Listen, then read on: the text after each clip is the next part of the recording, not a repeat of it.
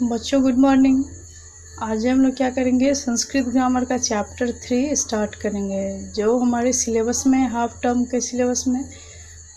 तो चैप्टर का नाम है प्रत्यय। ये आपका संस्कृत ग्रामर का पार्ट है। आपका जो चैप्टर 6 लिटरेचर में स्टार्ट करूँगी तो उसमें केवल कत्वा, तुमन और ल्यप यानी प्रत्यय का यूज है। तो चैप्टर स्टार्ट करने से पहले हम लोग ग्रामर का पोर्शन हमेशा पढ़ते आए हैं, उसका चैप्टर स्टार्ट किए हैं, तो इसको पढ़ लेते हैं। इसका फिर हम लोग लिटरेचर पढ़ेंगे। तो देखिए क्या है, कहता है क्या, प्रत्यय। प्रत्यय यानी ऐसा शब्द है जो किसी धातु या शब्द के अंत में जुड़कर उसके अर्थ में परिवर्तन लाते हैं, उन्हें प्रत्यय कहते हैं। बेटा हमेशा याद रखना है कि प्रत्यय किसी भी धातु या शब्द के अंत में जुड़ेगा और उपसर्ग जो है शब्द के पहले जुड़ता है। बाकी फिर हम बारी बारी से सभी प्रत्यय के बारे में पढ़ेंगे। तो आइए देखते हैं आगे क्या है।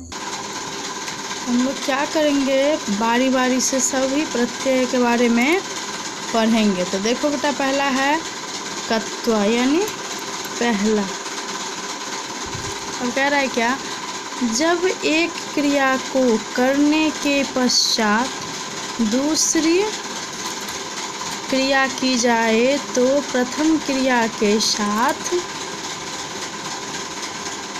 करके के अर्थ में कत्वा प्रत्यय का प्रयोग किया जाता है। इस प्रत्यय में त्वा शेष बचता। देखो बेटा, जनरल भाषा में इसको समझो।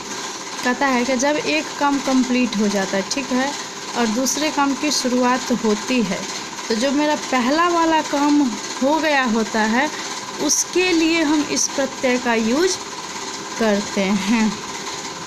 ठीक है, तो हमेशा याद रखना है, एक काम कंप्लीट हो गया, दूसरे काम की शुरुआत करते हैं, तो पहले वाले काम के लिए कत्वा प्रत्यय का हम यूज करेंगे। अब कहता है क्या, इस प्रत्यय में त्वा शेष बचता है, यानी कत्वा प्रत्यय जब किसी शब्द या धातु के साथ लगाएंगे तो देखो त्वा शेष बचेगा।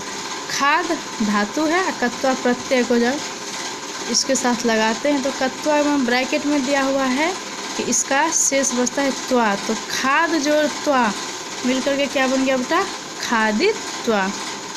अब इसका ट्रांसलेशन, जैसे मैं जाकर खेलूँगा, मतलब पहले वो पहुँच जाता है, उसके बाद खेलेगा। तो जैसे ये काम पहले हुआ, जाने का काम पहले हुआ और खेलने का काम बाद में हुआ। तो इस काम के लिए ये जो जाकर है, इस वर्ड के लिए हम यूज करते हैं कत्वा प्रत्यय। तो मैं जाकर खेलूँगा के लिए क्या हो जाएगा, अहम खादित्वा खेलिष्यामि। ठीक है, अब कहता है क्या, क्रिया के बाद खेलना क्रिया होगी, अतः प्रथम क्रिया के साथ कत्वा, मैंने वही चीज़ बताया कि पहले वाला जो एक्टिविटी है यानी काम जाकर, इसके लिए कत्वा का यूज होगा। इसमें जो धातु रूप होगा, भविष्यत काल का ये वर्ड है लिट लकार का, तो लिट लकार का धातु रूप लगाएंगे।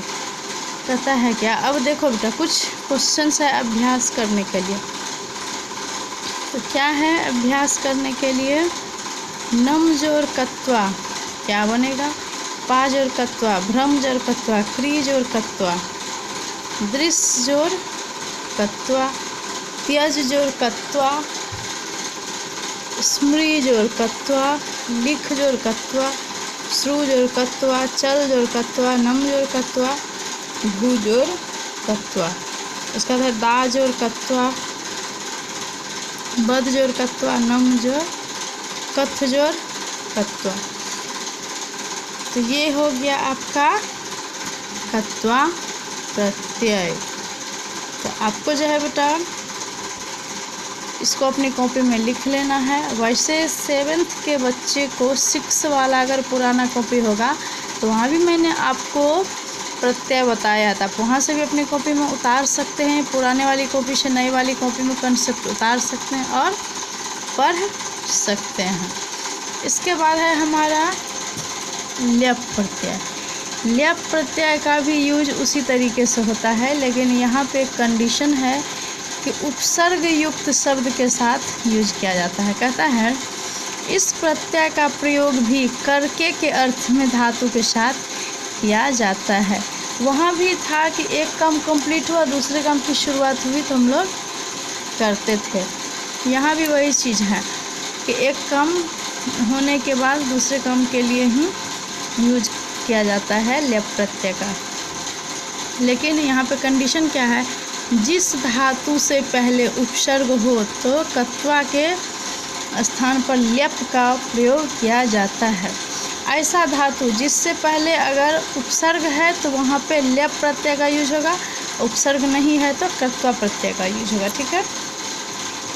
अब कहता है क्या, इस प्रत्यय में य शेष बचता है। जैसे यहाँ पे त्वा शेष बचा है, ऐसे ही यहाँ पे य शेष बचता है। जैसे एग्जाम्पल देखिए, आ जोर गम जोर लेप। गम क्या है बेटा, धातु रूप है। और अभी डिफिनीशन के अनुसार क्या है कि धातु से पहले उपसर्ग तो आ है, तो आ उपसर्ग है, गम धातु रूप है, लेप प्रत्यय है, तो क्या बन गया, आगत। ठीक है, आगत्य आगत्य। अब देखो बच्चों, ये जो है गम मतलब जाना, आ लग गया तो क्या बन गया, आना। ठीक है। अब है दूसरा एग्जाम्पल, वी जोर ज्ञा जोर लेप। वी जो है प्रत्यय है, सॉरी उपसर्ग है, ज्ञा धातु है, लेप है, तो क्या बन गया, विज्ञाय। इसका अर्थ होता है जानकर। यहाँ पे आगत्य का मतलब हो जाएगा आकर। तो ये हो गया आपका लेप प्रत्यय। अब है मेरा तुमुन प्रत्यय। तुमुन प्रत्यय मतलब के लिए के सेंस में यूज होता है। कहता है क्या, इस प्रत्यय का प्रयोग के लिए के अर्थ में होता है। जैसे पठितुम, पठ जोर तुमुन, जैसे खाने के लिए, जाने के लिए, खेलने के लिए, इस तरह के वर्ड के लिए हम लोग इस प्रत्यय का यूज करते हैं।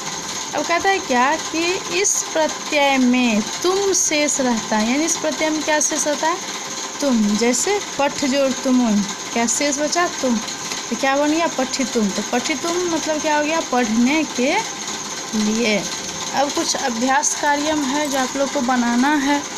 तो क्या है, प्रत्यय युक्त शब्द में नम जोर कत्वा, अनु जोर भू जोर लेप, गम जोर तुमुन, बी जोर हस जोर लेप, खास जोर तुमुन, ब्रह्म जोर कत्वा, आ जोर दा जोर लेप, पा जोर कत्वा। तो ये सब जो है आपको साथ में बना लेना है।